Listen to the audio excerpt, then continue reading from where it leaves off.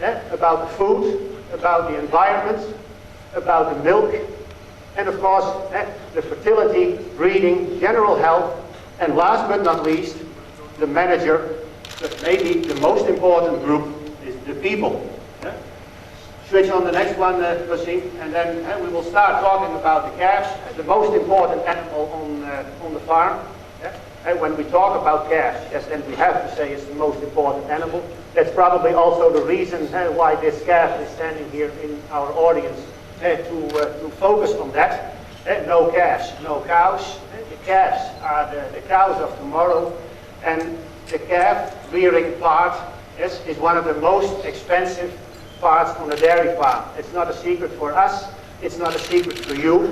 This week I discussed with a group of people, extension officers, veterinarians, consultants, and they all agreed with me that rearing a calf from calf to heifer will cost you approximately 1,500 to 1,900 euros. There's no need to discuss about that. I don't want to discuss about that also. But worldwide, we all know that it's very, very expensive. So that is maybe already one of the reasons why we can convince each other, if we want to import those animals, yes, they are not cheap, because raising is already 1,500 euro, if you want to do it in a proper way. Yes? Because a calf is an animal that within 24 months has the possibility, within 24 months, to become a member of your milking herd. Yes? And you also can say, okay, I will keep on waiting till 27, but I prefer to do it in 22 or in 23 months. And therefore, it's not only the money which is necessary, but it's the skills and the knowledge. And therefore, training is needed. Yeah? About the food. This few minutes ago, I had an interview with one of the journalists here, and he said, hey, what are the opportunities? What are the possibilities? Now, the opportunities are there in this country. The possibilities are there in this country. And I see some farm managers here, and I hope they agree with me, that when I'm saying, you have the possibilities, you have the opportunities here, and to grow high-quality food. Not only for your local cows, not only for the crossbreds, as in the imports, but also for the modern Holstein Friesian cow. You have the possibilities. You have the area where you can grow high-quality food. So that should not be a limit. Yeah? You do have the qualities. Yeah? But you also have your restrictions. But that's something we will talk about later. So the calves are expensive. The food is no problem. And then we will continue. Yeah? Then we will continue with the environment. Yeah? Where to keep those cows? Yes? These cows come from a very cold country. Yes? This evening I already said it's cold here. Now they also said to me, hey, we want to copy the Dutch circumstances. Now I'm not so happy with that. I feel more comfortable when the circumstances are a little warmer. But what you see over there in those pictures, and I could have showed you 10, 20 more pictures, but if you want to produce milk out of your cows, you have to take care of them. You have to facilitate them in such a way that they feel happy. Yes, and the participants who are in the course, they probably recognize what I'm going to say now. If your cows are happy, you will be happy. And if your cows are not happy, if your cows feel not comfortable when they reach from Holland by boat or by plane here into Pakistan, if they are not happy, yes, you will not be happy. I can assure you that. But environments, housing conditions, and it's not especially necessary to keep your cows in these kind of buildings. No, cows also can feel very comfortable when you keep them outside. When you keep them outside, but you must give them the facilities so they can hide themselves against sunshine, so they can hide themselves against heavy rainfall. But if the bedding is okay, if the food is okay, then you have already made a few big steps, which makes the Friesian cow, which will make the Friesian cow here in Pakistan to a big success. I'm 100% convinced of that. Yeah. The milking, that's where it's all about.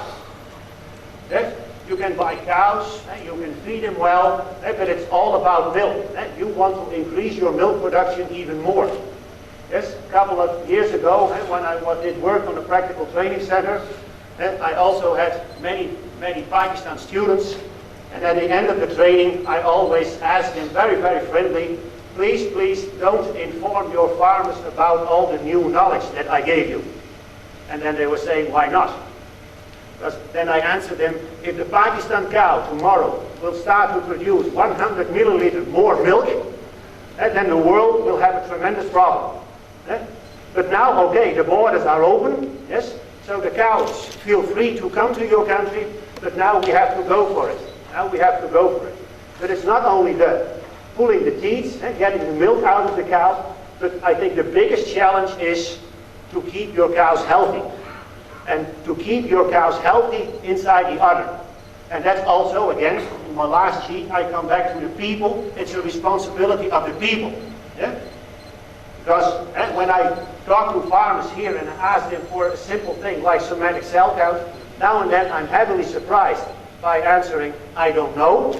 Or when some farmers are saying it's 700, 800, and this afternoon I heard someone saying 5 million. Then I'm saying, okay, what goes wrong?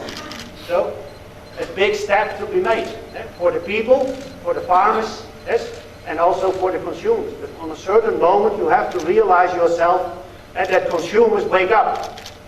They wake up, they say, we don't want that fussy milk anymore, we only want to have milk. Yeah? Next one, Wasim. Yeah. Now, training, I already did mention, training, you can take the next one. Practical training is needed.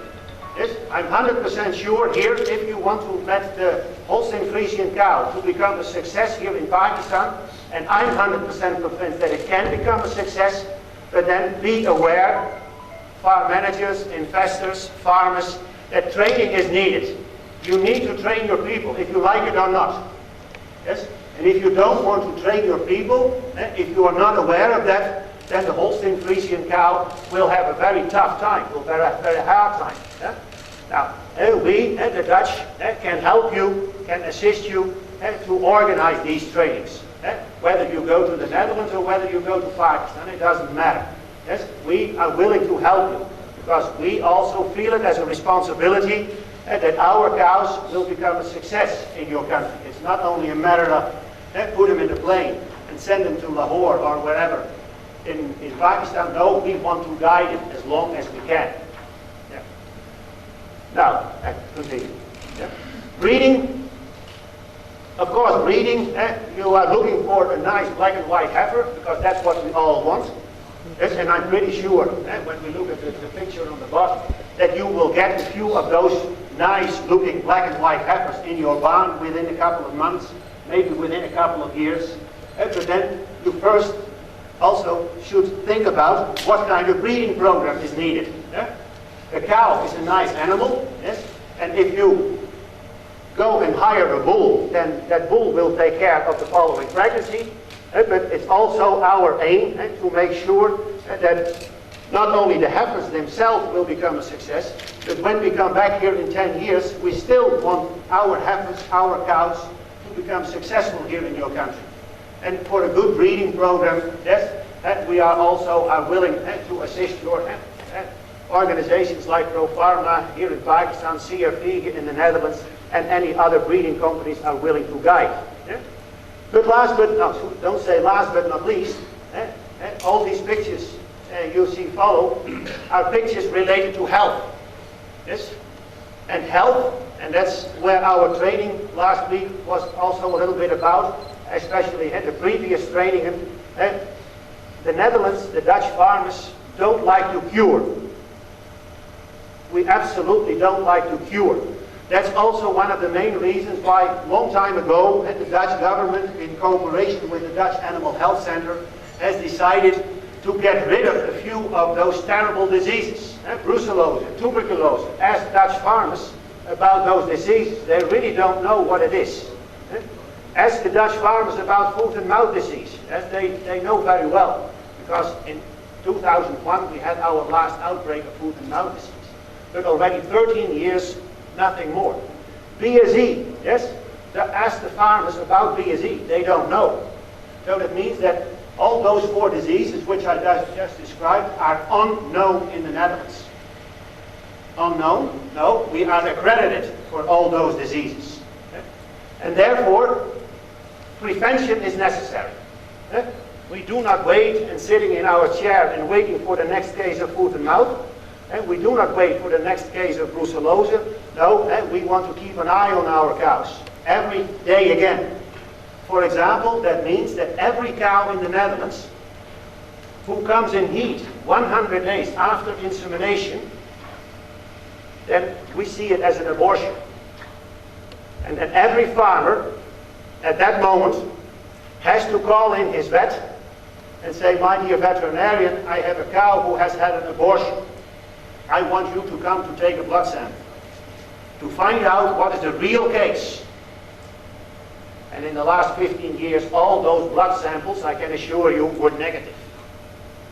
But still, even now, today, even tomorrow, when such a thing happens, the government forces us farmers to call in the vet. So that's also the reason why here on this place I can give you a 200% guarantee that all those diseases are not there anymore. So there's no need to be afraid when the Dutch heifers come into Pakistan, then they will bring one of those 4 terrible diseases with it. It will not happen. What is this? Now, that's actually the management, the farm management in general. Also this week during our training course, we discussed about farm management. Now, in my opinion, and I don't know if you agree with me, but farm management is everything except genetics. So we bring in the genetics. Yes, we do. But we do not bring in the management. That's your decision, actually, a little bit. What do you want? Do you want cows? Okay, we have cows. But do you also want the management? Okay, we are willing to assist you. Maybe we go to Egypt to hire some high-qualified farm managers. Yes, but that's our responsibility. If you want that to be our responsibility, to help you, to guide your cows throughout the first 1, 2, 3 years, we are there to help you. To milk them, to keep them healthy, to let them reproduce, to feed them, to breed them, no problem. Last but not least, the people. Yes, I can talk a day, a week about the people. Because everything is there. The cows are there, the managers are there, the environment is there. You did everything to let these Dutch Frisian cows to become a success. But now, you need people. We all know we need people. And the easiest thing is to go to the village and say, okay, I will take 10, 15 young boys out of the street and I will ask them to come into my farm. I first have to tell them what a cow is, and then the next thing I will tell them that every morning at 7 o'clock they have to push the red button. No, that's more. It's your responsibility, investors, managers, farmers, to train your people, to make your people aware about what they are doing. To let your people learn them how to communicate with your cows. Because they are responsible for the prevention. Not the farm manager, not the investor. No, the people on the floor. Now, and that's a matter of training. That's a matter of creating awareness. Now that's actually, in short, the message I would like to give you when you decide to import the Dutch Frisians. And believe me, the Dutch Frisians can become a success if. That's up to you. The Dutch Frisians can become a success, and as I already said, yes, we can give you a lot of guidance. Yes? And a lot of guidance is an organization as the Veepro Holland. Veepro stands for cattle promotion. Yes? V is the Dutch word for cattle, and pro is the international word for promotion. Yeah? It's an information center for Dutch cattle, which is 100% independent. All the exporters, like Schaap, Dekker, Vanderploeg, Les, and a few more, are a member, more or less a member of Veepro Holland. Also the breeding organizations, like CRV, KI Samen, CMEX Netherlands, are also a member of Veepro Holland. And Veepro Holland is actually the organization which is independent and will help you to become successful. Yeah? Now, so the same sort of pictures as you already have seen before. The cattle is centralized, yes, in the world of Veepro. Veepro is an organization who has the intention to put hands together. Yes, Veepro is not an organization who allows an exporter or a breeding organization to work alone. Yes, Veepro is an organization who actually says, okay, if we go abroad, then we go together. Yeah? We do not allow you to do it all by yourself. No, we are the coordinator to let our cows become a success abroad. I talked about the Netherlands. Yeah? Mr. Frank already said a few words about it. Yeah? A very small country, 5% in compared to Pakistan, maybe even less. Only 1.5 million cows. Yes, and we also have the intention to export a few of them. That sounds a little bit crazy in compared to Pakistan, but I think we have enough cows and we have enough qualities to export. To export all over the world. All over the world. Dutch cows, I think when you travel, and there are some people who have traveled quite a lot, I'm pretty sure that in more than, I don't want to name it, but many countries have experience with Dutch cattle. From Brazil, yes, to Siberia, from Siberia to Saudi Arabia, Qatar, Egypt, all the North African countries do have experience with Dutch cattle. And up till now, and maybe I'm not well informed, but up till now I've never heard one negative message from Dutch cows into the North African countries. Maybe an individual case, yes, but in general, all the countries every year come back for more. Okay, go ahead. Our cows, yes, small country. Small country can be very big. Yes, we try to send our cows abroad as soon as possible. In the previous slide you have seen that we can do it by ship. Yes, we can do it by plane. But if necessary, we travel by truck. To give you an example, last year we did travel 600 pregnant heifers, 6 to 7 months pregnant heifers, from Amsterdam, let's say Amsterdam, you know all when I'm talking about them, up to Baku. Baku is somewhere in the south of Azerbaijan.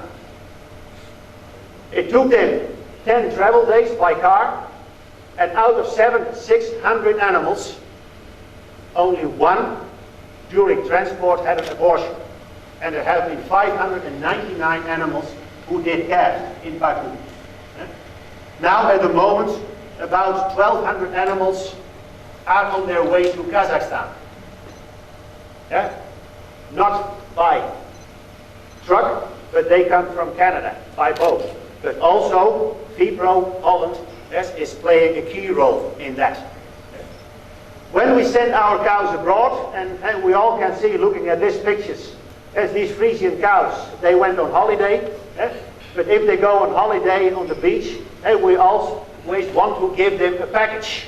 And the package is the thing where I talked about earlier tonight. We want you to give the training, we want to give you the management.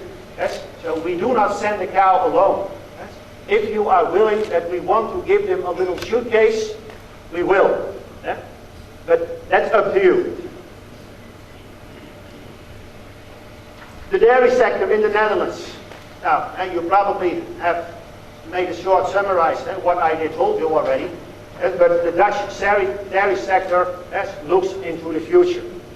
Looks into the future means that not only the decision of today is an important one. No, I repeat it again. We want to look further. Yes, we are very much interested how our heifers behave when they enter the Pakistan farm. We are very much interested how they calve down. We are very much interested how they produce. And if you are not satisfied about that, give us a call. We are there. Yeah? That's the role of Veepro. Yeah? Veepro Holland, now some data, many people here are sitting, okay, they never heard about the Netherlands, but to give you a short indication about data, we do have about a little less than 20,000 herds, we do have slightly more than 1.5 million cows. Our cows have a lifetime production, I think that's an interesting one, have a lifetime production of over 30,000 kilograms of milk. So that must make you enthusiastic. Because there is not one country in the world, and I'm really 100% sure, not one country in the world who has cows in his farm who have a lifetime production of over 30,000. That means that our cows are walking through the slaughterhouse after they have produced 31,000 and a little bit. And that's 3.5 lactations. It seems to be nothing. And we are absolutely not satisfied. And when we ask to the Dutch farmers, are you satisfied? Then the answer is definitely no. Because we want to go up to 4. We want to go up to 5. But we know that it's a slow process. Yes. In the last 10 years, we increased already more than 5,000 liters. Lifetime production. And another interesting one is, and I'm pretty sure that is also not